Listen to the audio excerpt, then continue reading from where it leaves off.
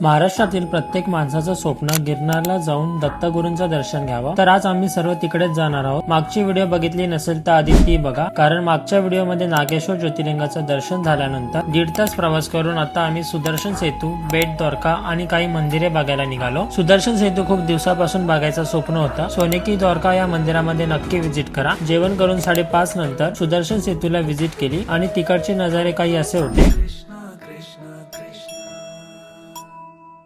श्री कृष्ण गोविंद हरे मुरारी, जनाथ नारायण वासुदेव। श्री कृष्ण गोविंद हरे मुरारी, जनाथ नारायण वासुदेव। श्री कृष्ण। त्या सेतूवरून सनसेट 10/10 होता। 6:30 ते 11 वाजेपर्यंत प्रवास करून आम्ही जुनागड म्हणजेच गिरनारला पोहोचलो। उद्याचा दिवस खूप खास आहे, कारण उद्या गिरनार ट्रॅक करायचा आहे। तिकडे जेवून आजचा आमचा दुसरा दिवस संपला।